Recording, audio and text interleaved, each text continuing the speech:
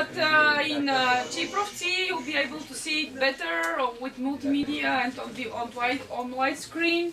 So this was just a glimpse of what I'm going to present to you.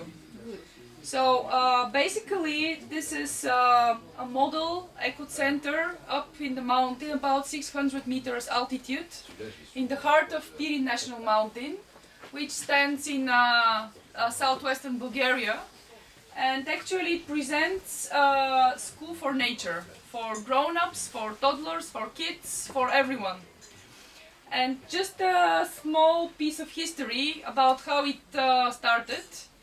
Well, Vlahi school, where our eco-center is situated, is a very small, very picturesque mountain village, but it has played a very significant historical role within the region.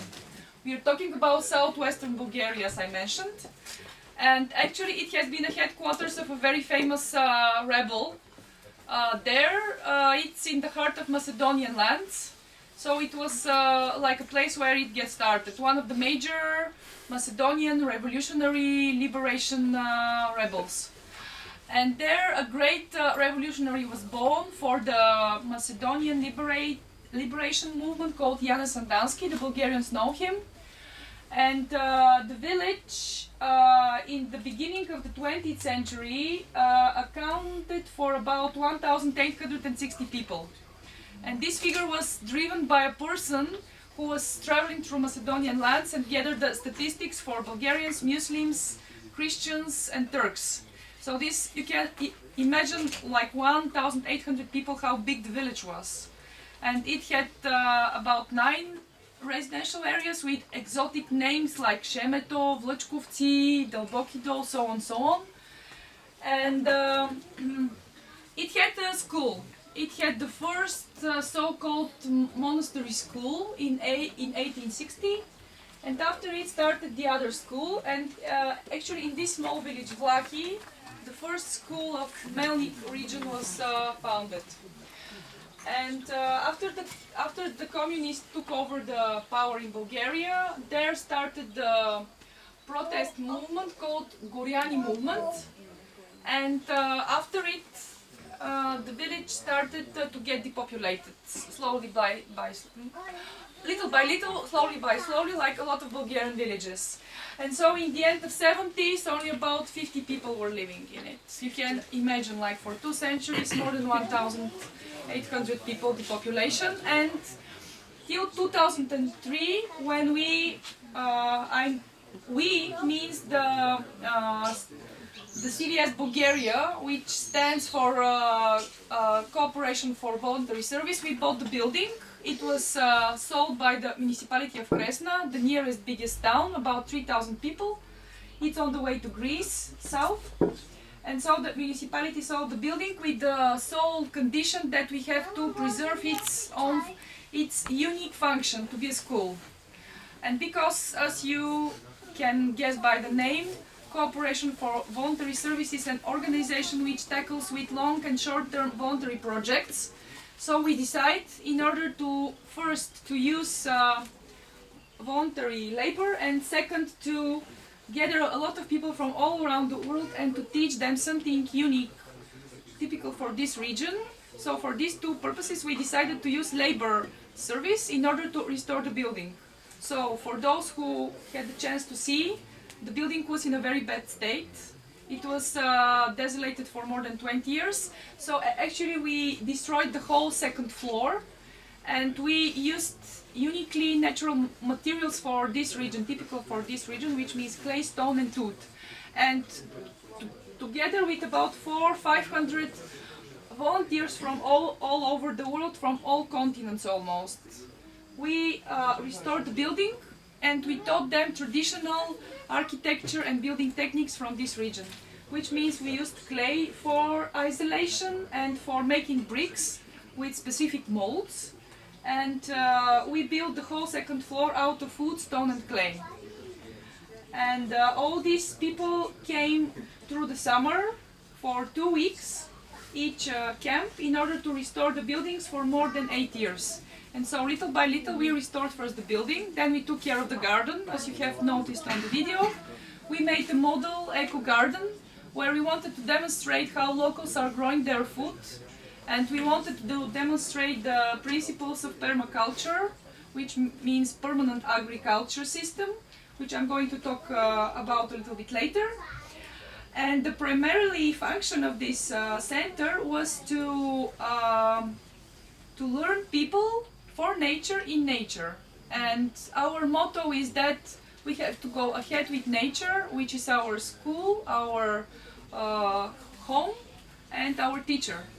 So after we restored the building, we started with the garden, as I told you, and we built one small garden and one big space for tents. It's like a lawn for tents. Then, together with local craftsmen, we built an oven, a stone oven, with a long-term volunteer from France, an architect. And after this, we take care of our compost toilets, because as you can guess, this is a mountainous small village. There is no sewage system, and we didn't want to pollute like the others in the river, because there are two rivers. One is Kosovska, the other is Vlahina, and their water comes from up in the mountain from Vlahinski lakes. So in order not to pollute and to give the example that something can be sustainable, we decided that we are going to use the compost toilets. The principle is that you gather all your byproducts in a big, in our case, like a very big reservoir, and after it we dig one very big hole and we empty them in one big hole. But meanwhile, in order not to have the smell and not to have too big quantities of byproducts, we throw the byproducts when you proceed out. You know, these small things that when you proceed out, we put them in the toilet. We want to buy a specific structure which will proceed the byproducts of humans in order to use them in the garden.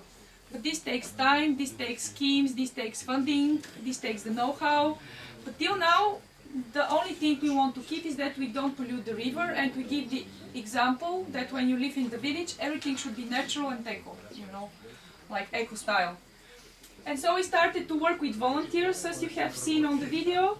We have till now about 6 European voluntary service volunteers who helped a lot with the building, with the garden, with the oven, with everything that is connected with preserving such kind of building, because when you build with natural materials, with natural resources, this takes too long in order to keep the building in a good shape, because the clay gets cracked, or the wood gets some worms in it, or something else happens, and we learn from our mistakes. For example, you see that we made a stone floor with big stones, and we put clay between them, but it turned out that in this way the natural heat which comes from the ground and heats the house is impeded.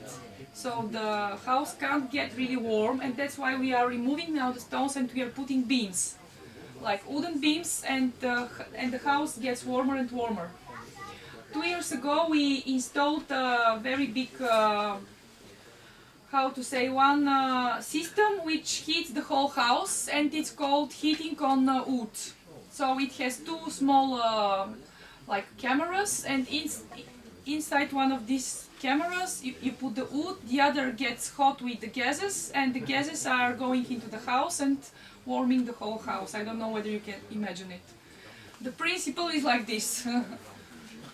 And well, our mission, as I mentioned, is to work with local communities and with children in order to give them the knowledge and to enhance their awareness about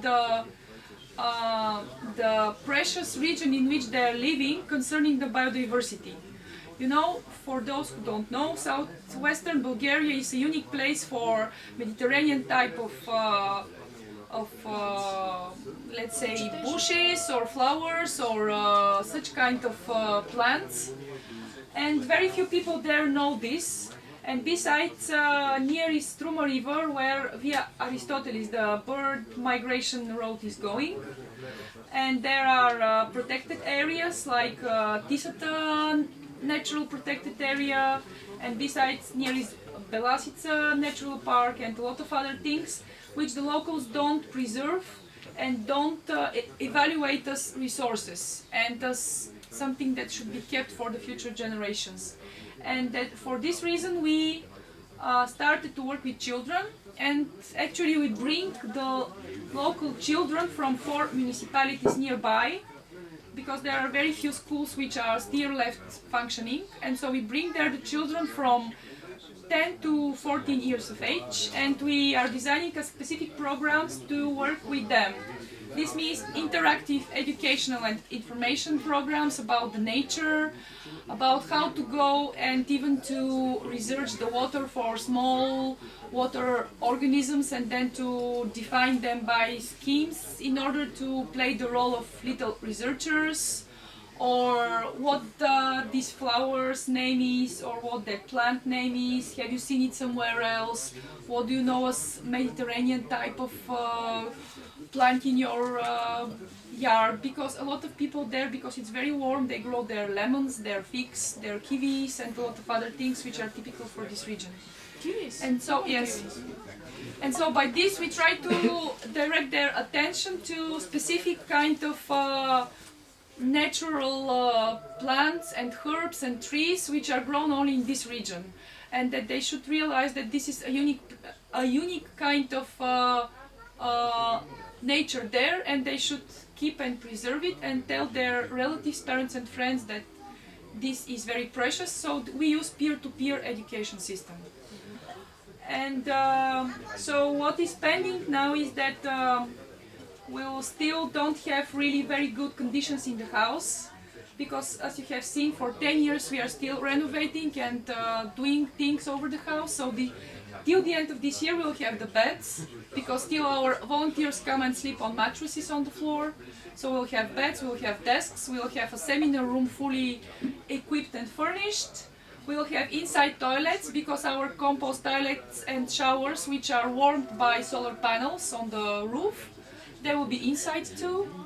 And we'll have 2 European Voluntary Service volunteers who will come from New Caledonia and from Finland.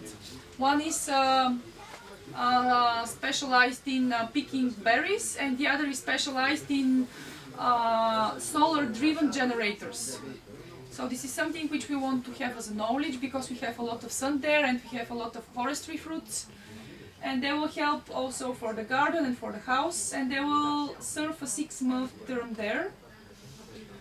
And there are a lot of other things to be seen in the village, because it has those small village-like houses, which means the first floor is out of stone, the second floor is out of wood, with typical traditional techniques for building, which is unique for this region. We have 2 rivers, as I mentioned.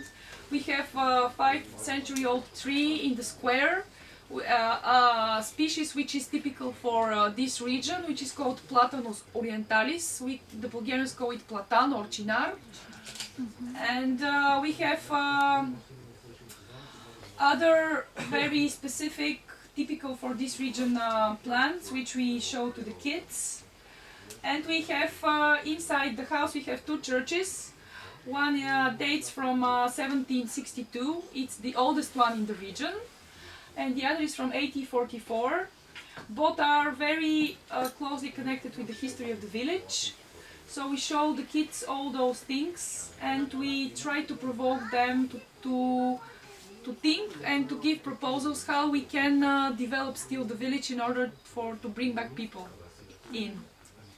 Because out of when I first came to the village in 2005, there were about 30 people. Now there are only 2 people left.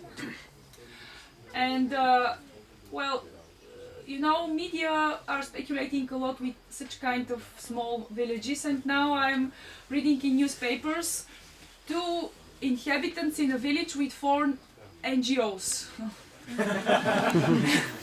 Because we are really 4 inside. We have partners there, Balkani Wildlife Society. They have their own project there for preserving and for showing wild predators, which means 2 bears and a wolf. So they have brought 2 wolves and a bear. No, 2 bears and a wolf. One of the wolves died? One of the wolf died. Yeah. Oh, that's sad. So they have brought them there. One was taken from a circus because the owner decided that he couldn't take care of the bear anymore. So it was transferred there, and the people there took care of the first bear, which is called Meadow, and it's about 10 years old. And 2 months ago, a female companion came. It came from a hunting reservate or something like this, where you can go and hunt, and it's circled. A man found a very small puppy bear, and it was rescued because the mother was killed by bad people in the forest, you know. And this means that this small bear couldn't survive in wild nature, because when the mother is giving birth, the small babies should be with mother 2 years, otherwise they will die. So this person saved it and brought it to Rodopi hunting reservate, but there it was kept in a concrete small cage, and they decided that it's not good for the bear, so it was transferred to us in Vlahi. So now we have 2 bears. One is Meadow, one is Masha. Which one of the wolves died? By The big one or the small one? the big one. Aww. And we had 2 wolves. One died about several months ago because it was very old. Its name was Vircho, but now we will search for the companion of the other wolf. So they are there in order not to just to be kept somewhere closed, but because this is the place where you can go and check their way of living. There is a person there who can give you a lecture about how they eat, how they move, where their habitats are, what kind of animals they are, and all these things, you know. And they are kept there in their natural environment, which means they are kept in nature, with all the stones, with the forests, with the trunks, with the river going through the circled place. So the children are going there and enjoying them a lot, because the bears are used to people, and they're coming 1 meter from you, and they take the apples which you throw them, and the oranges and all these things, you know. They're pretty friendly, let's say. And the other partnering NGO is Semper Viva Association, and actually its main function is to preserve original species of goats, of dogs, as you have seen, these big dogs, of sheep and of horses. This is very old, very ancient species of dogs and sheep, which are called Karakachan dogs. They belonged to nomads, Greek nomads, which inhabited these lands. And these are specifically dogs for keeping the herds. By the way, if you remember the horses we met, the breed of horse was also a Karakachan horse. It's the same these one. are kept not for apartment, not for a yard. They're kept and grown up for herds, to keep herds and safe, in order to, because I told you it's in the heart of Pirin Mountain, and there are bears and wolves roaming around. So one should be sure that the sheep and the goats are safe. And so these dogs are taught how to fight bears and wolves. But otherwise they're pretty friendly. And they Doesn't can. matter their size. They're pretty good at fighting bears and stuff. Yeah, They're so huge. all our NGOs in the village deal with something specific, but we are partnering all the time, which means when the kids come, I always can take them to the bear and to the wolf and to have a lecture on it. And our building can be used for some other purposes by our other NGOs. And so we are trying to promote sustainable living in accordance with the local traditions. We are trying to work with local communities. We are present at every and each holiday in this region. All the gathering of people for specific holidays, for church patrons, and for all things. We are putting our stalls, we are putting our materials, and we are starting to play with children. We are starting to go and to talk to people. Hello, we are School for Nature. What do you know about Vlahi, blah blah, you know, all these things. So we are like an outreach for the local community, and our purpose is every small residential area, the last small residential area of this region, to know about us and what we are dealing with, in order to recognize and establish us like a partner for their activities connected with animals, with breeding animals, with cattle, with plowing plants, with techniques for for biodynamic agriculture and all these things, you know. And for the schools, we want to make the directors and the school teachers to come over to us without us to ask them to come over and to do their classes in open air at nature. So to position ourselves as partner for every institution and for every local community in this region. And for this we are striving to do for about 10 years now.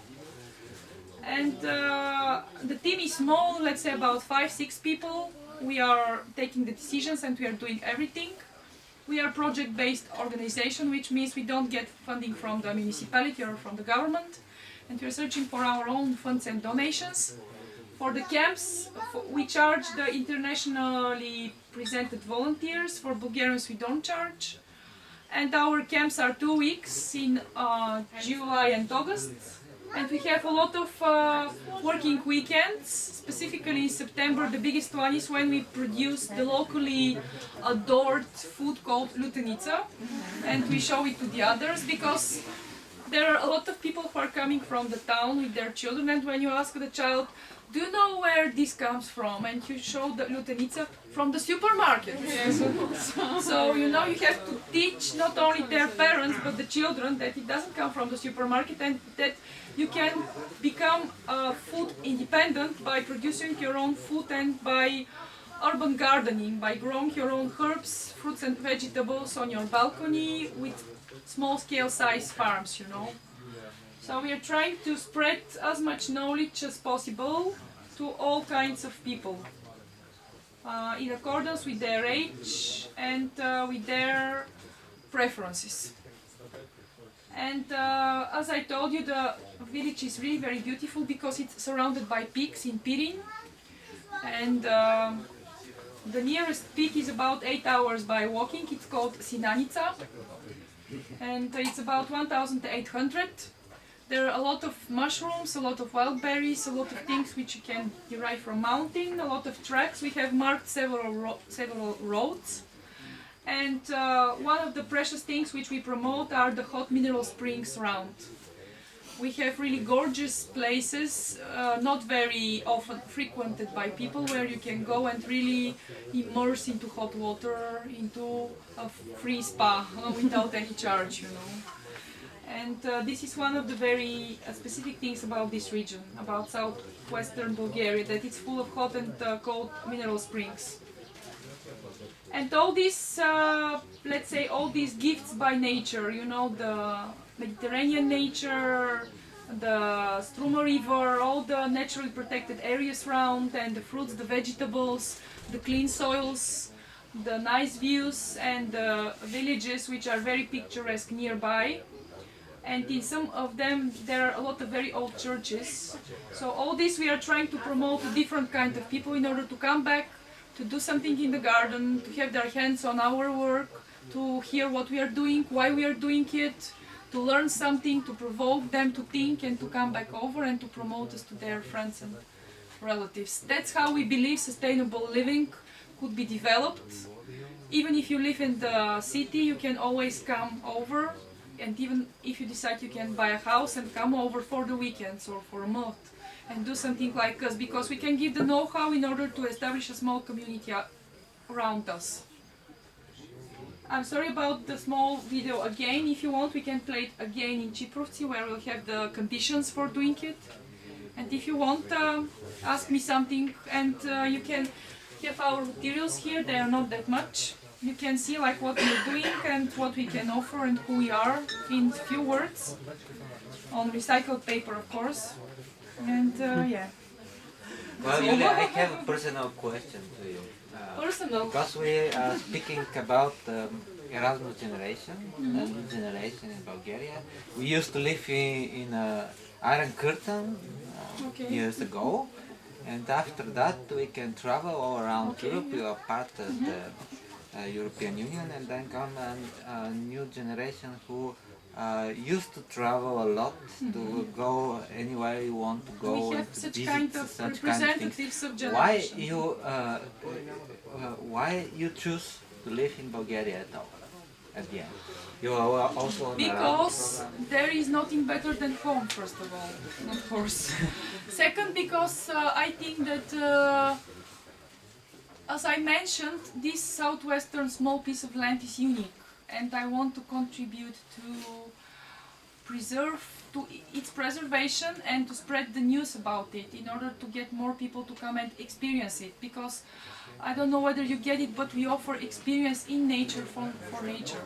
We want people to experience nature and to experience the local customs and the local air and the local water and everything which is local in order to evaluate where we are living. And you know, such kind of biodiversity exists nowhere in Bulgaria. And besides, the climate is very good for what you want to do, to be food independent, to grow your own food, to live the way you want, to have your local community to which you can belong, to make your own circle of friends, and to try to do something for your country to populate a little bit things around you, you know. Because as I told you, this was the biggest village of this region, and it played its historical role, really important historical role, so you should preserve and try to do something for this place. A lot of people from France, from Japan are coming, from Brazil. We have some volunteers from all over the world, and some of them are coming back, which means they have the chance to travel. They have the chance to go anywhere, but they choose, like me, to go back in Vlahi, not in Spain or in Costa del Sol or wherever, you know. They're coming back in Vlahi, in this small, desolate village with 2 people, with no buses going up, with bad road, with no sewage system, with no light, with no street lights, with no streets, you know. But they're coming back. Why? I have asked the same thing, why? And they told me, because I love it, because there are just 2 people and you can do whatever you want according to your own choice. You know, there was, before, many years ago, there was a advertisement of Pepsi Cola, and the slogan was, the choice is yours, right? So the choice is ours. Product placement. And so that's why I decided to go there, because I have my cause to work for, you know, to establish something for the future generations and for the kids there, to have a place to go if they're interested to see that there is another kind of living behind computers and behind games and behind streets in their own cities, you know.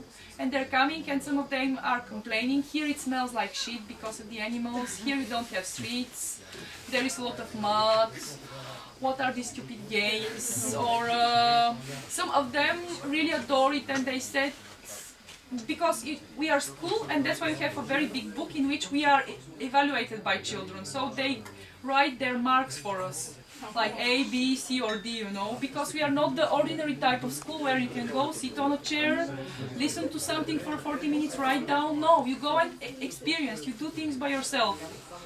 And as I have seen, the children have evaluated us quite good, like A+++,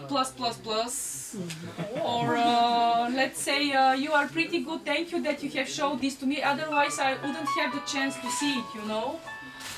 And so by this thing I know that we are on the right track, that we are doing things for kids and we are provoking them to change their consciousness and mind for the surroundings and for what they could do, you know.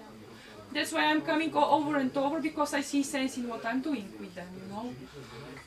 Like you are raising small creatures with different approach, in order to see the world in different manner in some years.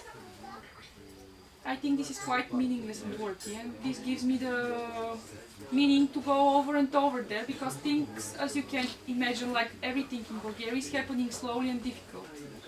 So, but we have more and more volunteers who are coming. Some of the Bulgarians are coming back, not also the foreigners, and so that's the way it is.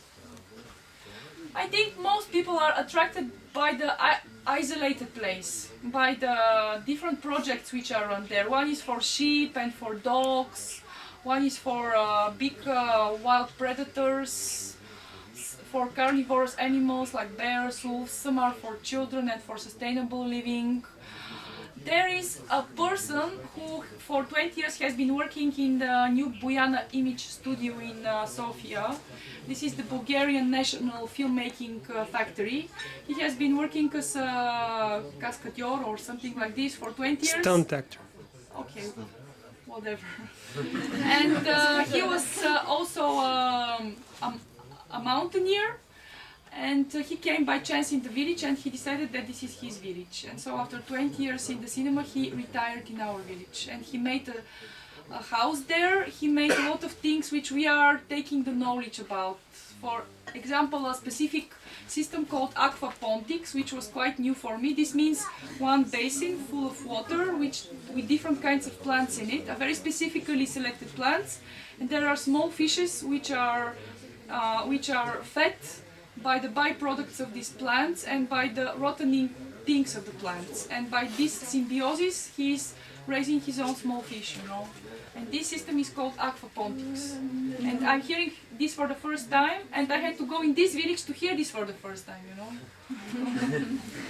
And he has been in Tibet, he has been going to some mysterious caves, researching for something, but he decided to go in this village to build his own house. A member of our organization of Štaslivca has helped to design his house.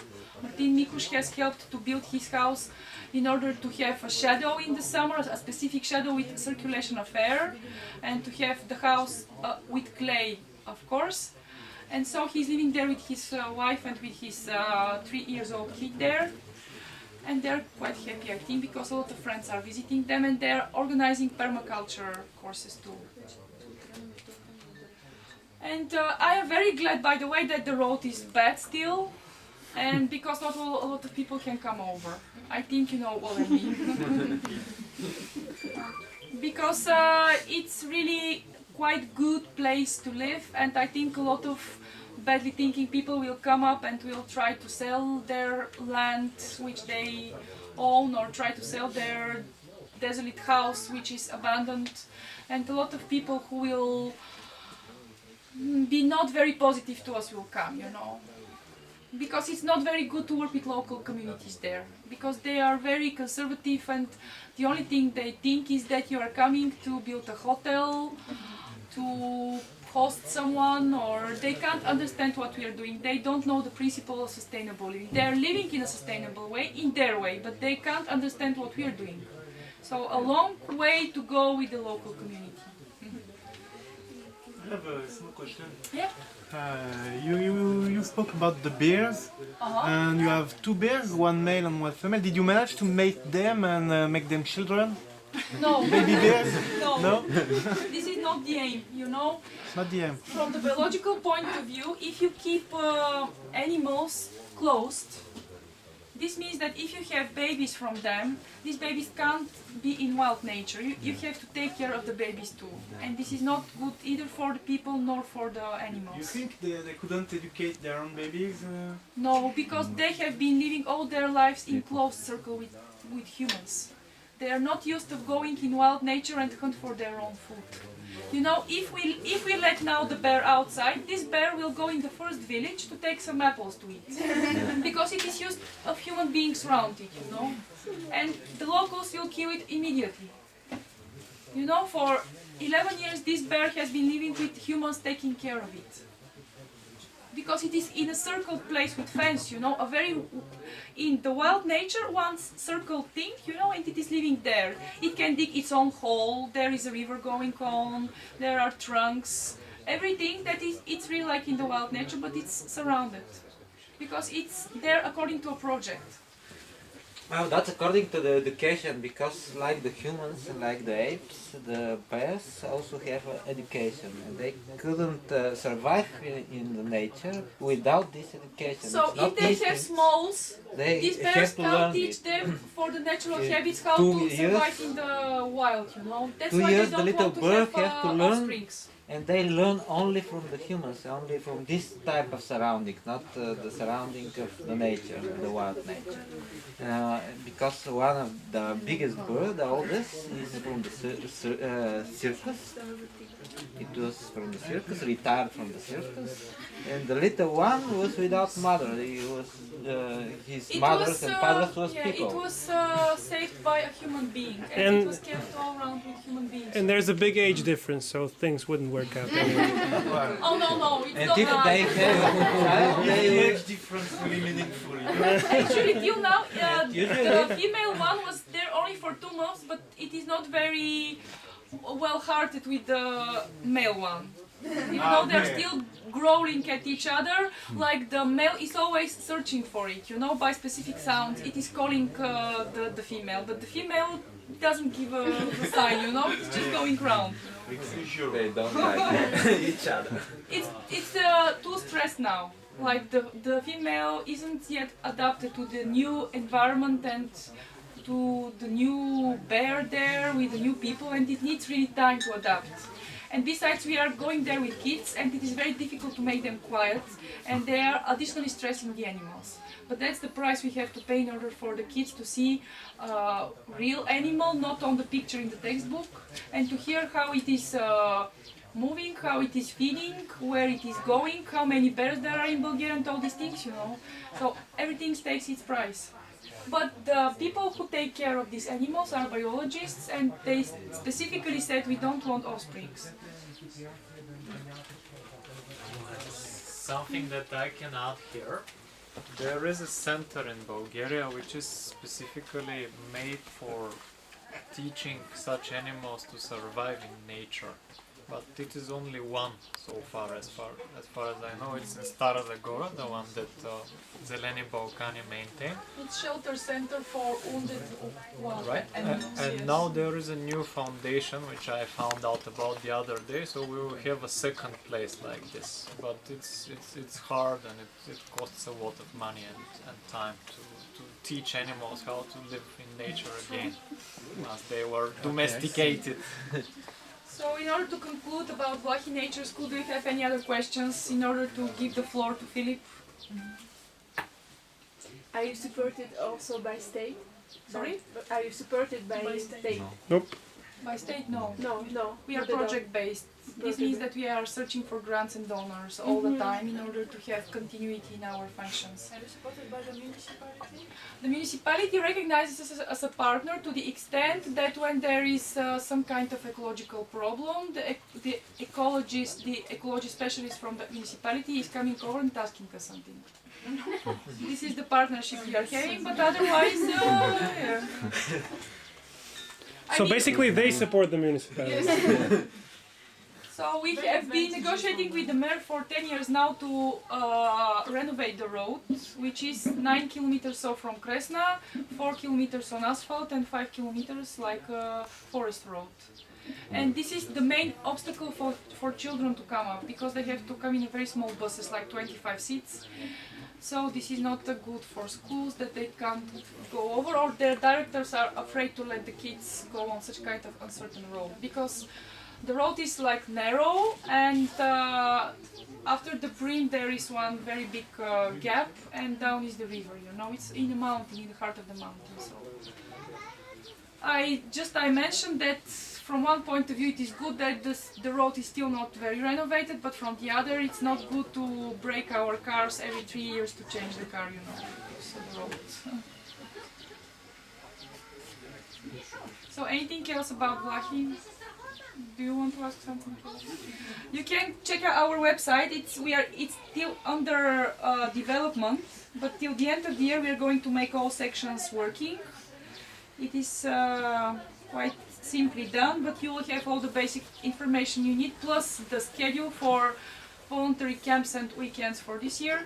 So if you want to join, you're quite welcome, all of you. Thank you. And you can have some. Thank you.